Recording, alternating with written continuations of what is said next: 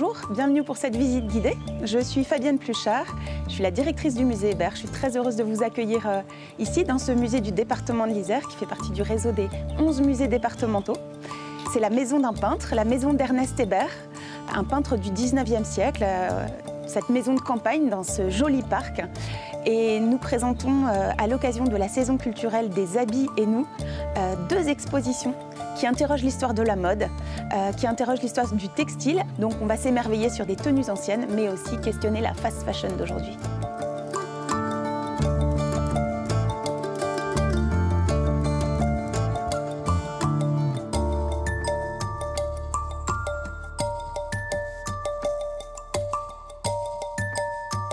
Nous voici dans le hall du musée Hébert pour introduire Chic. Et Chic, ce sont deux expositions présentées dans les salles du musée. À la fois une exposition de photographie contemporaine qui s'appelle Denis Rouvre Photographie et une seconde exposition sur la mode et les codes vestimentaires au 19e siècle qui s'appelle Vêtements et élégance 1800-1900.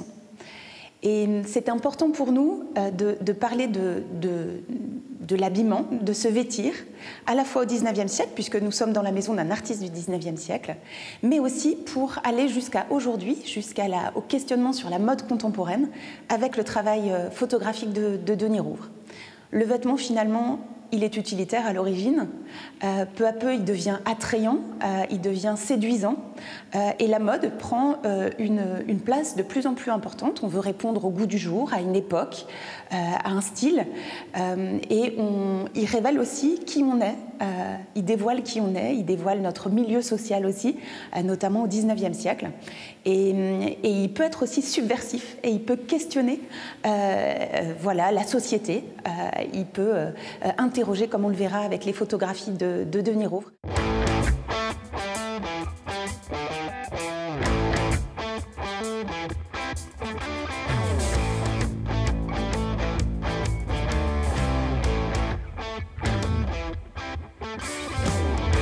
Nous sommes ici dans l'exposition qui s'appelle Ground Zero. C'est le titre donné à cette série photographique réalisée par le photographe Denis Rouvre qui présente des portraits photographiques qui ont été réalisés avec la communauté d'Emmaüs, en collaboration avec la communauté d'Emmaüs à Paris, Emmaüs Défi plus exactement. Et c'est une série qui s'appelle Ground Zero, et Ground Zero, c'est le point d'impact d'une bombe. Et le souhait de l'artiste, de Denis Rouvre, ça a été d'imaginer un monde post-apocalyptique finalement de transformer les personnes d'Emmaüs, les personnes qui sont bénéficiaires d'Emmaüs, à l'aide de tous les objets, de tous les habits qui ont été donnés à Emmaüs au moment où il y était. Et donc c'est un travail de recréation, c'est un travail d'imagination pour transfigurer les personnes en fait et en faire des personnages complètement nouveaux et sans identité véritablement, mais avec finalement une nouvelle aura. Et on voit bien que l'artiste, le photographe, a vraiment travaillé comme pour des portraits peints, c'est-à-dire il y a un travail de la couleur, de la lumière, un travail très très approfondi sur les jeux d'ombre et de lumière. Il a finalement travaillé un peu comme les peintres du clair-obscur. Et ce qui est vraiment intéressant dans ce travail, c'est qu'il réinterroge le rebut finalement à partir de vêtements délaissés, de seconde main, comment on peut imaginer des tenues extraordinaires, extravagantes, mais aussi un peu punk.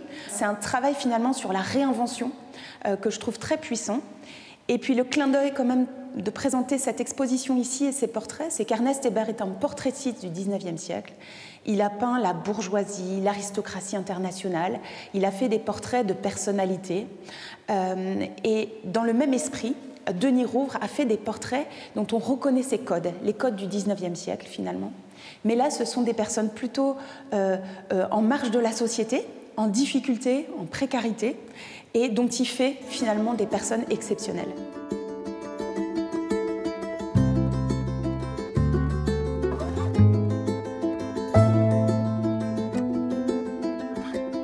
Nous sommes ici dans la maison d'Ernest et Gabrielle Hébert, une maison qui est meublée et que nous avons complètement investi pour évoquer la mode au XIXe siècle. Dans chaque espace du musée, nous avons souhaité présenter différentes thématiques pour comprendre toute cette mode et le lien à la société de cette mode du XIXe siècle. Alors ce qui est amusant, c'est que nous arrivons ici dans un espace dédié au mariage, dans la salle à manger d'Ernest et Gabrielle. Alors un petit clin d'œil puisque Denis Rouvre présente aussi une mariée un peu punk, et nous avons ici une mariée traditionnelle du XIXe siècle, une très jolie robe de mariée, et qui me permet d'évoquer toutes ces robes et ces textiles que nous présentons dans les salles. Grâce au prêt de la Dame d'Atour, c'est Nathalie Aran, une collectionneuse de textiles anciens, qui nous a fait donc le plaisir de nous prêter des tenues qui font écho dans les espaces à chaque thématique, mais qui résonnent aussi avec le décor, on va dire, puisqu'ici nous avons la salle à manger, la vaisselle de mariage d'Ernest et Gabrielle Hébert, qui se sont mariés dans les années 1880. Donc on peut imaginer que Gabrielle Hébert portait une robe de ce type-là, une très jolie robe en satin crème. On voit que la mariée n'est pas très grande. Et en tout cas, ce qui est important de savoir, c'est qu'on se marie en blanc à partir du XIXe siècle. Et donc ça, c'est déjà quelque chose qui apparaît et qui dure encore aujourd'hui.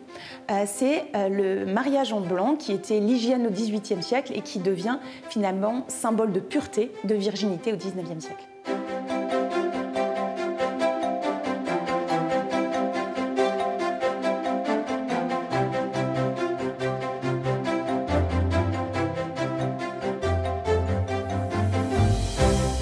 Cette petite galerie, elle évoque un siècle de mode foisonnante parce que le 19e siècle, ce qui est extraordinaire dans l'histoire de la mode, c'est qu'il y a un renouvellement incessant des modes, des formes et du coup des silhouettes, et notamment chez les femmes, qui s'illustrent avec ces 3 tableaux qu'on a choisis, qui nous ont été prêtés. Et donc, en fait, à partir de la Révolution française, le corset, par exemple, disparaît. On va dire que la femme est libérée. Et on a une mode sous l'Empire qui est une mode assez simple avec une robe finalement très fluide, blanche, près du corps et une libération finalement des mouvements de la femme. Et puis peu à peu, à partir de 1814, la Restauration, on commence à réenvelopper la femme, mais aussi elle commence à porter des corsets. On construit une silhouette finalement qui est artificielle et qui va modeler comme ça le corps peu à peu. Et cette mode, elle va évoluer jusqu'à la fin du siècle et jusque même à la Première Guerre mondiale, où la forme du corps va évoluer, prendre plus ou moins d'ampleur, jusqu'à atteindre sous le Second Empire des dimensions gigantesques avec les robes à crinoline qui peuvent avoir 6 mètres de circonférence. Et toutes ces inventions, toutes ces évolutions, elles sont dues aussi à la technique qui évolue. Et notamment les cages crinolines, elles peuvent exister parce qu'on invente un système métallique. Tout simplement pour avoir des volumes très importants. Mais c'est également la même chose pour les corsets. Les corsets se modifient considérablement avec toutes ces inventions techniques. Et puis alors une chose intéressante, c'est que dans ce siècle foisonnant, il y a des références à l'histoire en permanence. Des références à la fois à l'Antiquité, mais aussi au XVIIIe siècle glorieux, avec la dentelle, une mode extrêmement clinquante. Et ces références, elles sont permanentes dans des détails. Ici, c'est par exemple une référence avec cette robe à la ceinture bleue, à la robe de Marie-Antoinette qui avait fait scandale à l'époque. Mais on trouve comme ça beaucoup d'échos dans cette mode très éclectique du XIXe siècle.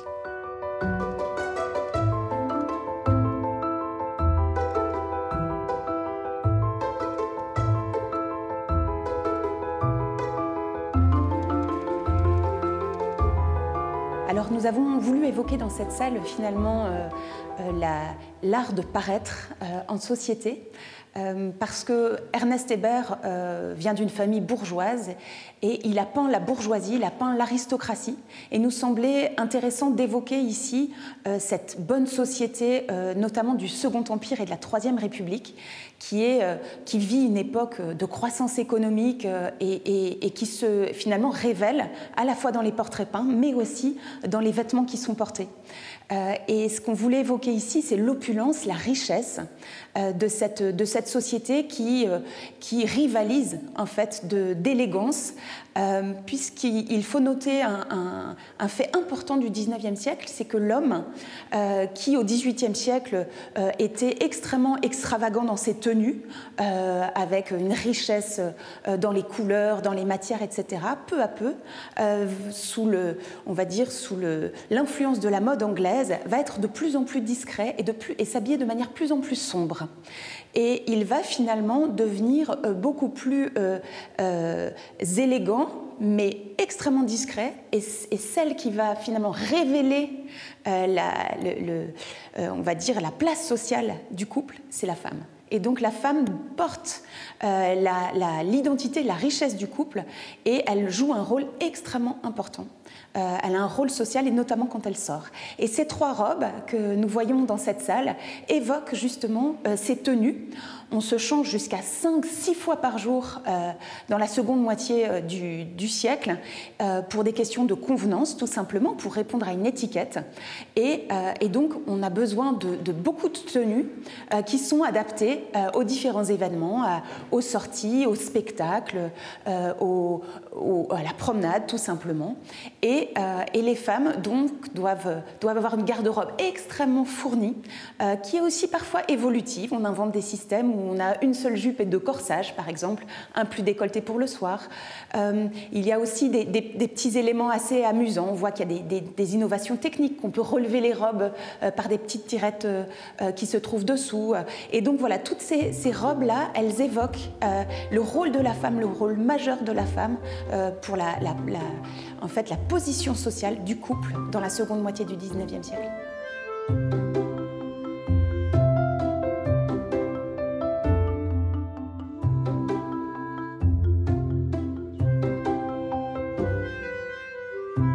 Alors, il y a une très riche programmation culturelle autour de ces 2 expositions du musée Hébert qui vous est proposée avec du cinéma, des conférences, des ateliers, à la fois pour les enfants, les familles, mais aussi pour le public qui a envie d'en savoir plus et de mieux comprendre à la fois l'histoire du XIXe siècle et de la mode, mais aussi le XXe siècle et la photo contemporaine. Alors, il y a tout un ensemble d'ouvrages et de cartes postales qui sont proposés aussi dans notre boutique pour approfondir le sujet et qui permettent aussi de se questionner sur la mode d'aujourd'hui, sur la consommation, parce que c'est aussi le rôle des musées d'interroger et de faire en sorte de questionner les sujets de société. Je vous remercie d'avoir suivi cette visite guidée, d'avoir eu cet aperçu avec nous de 2 expositions qui sont proposées au musée Hébert. Je vous rappelle que le musée Hébert fait partie du réseau des 11 musées du département et que vous pouvez retrouver toutes les informations sur le site musée.isère.fr.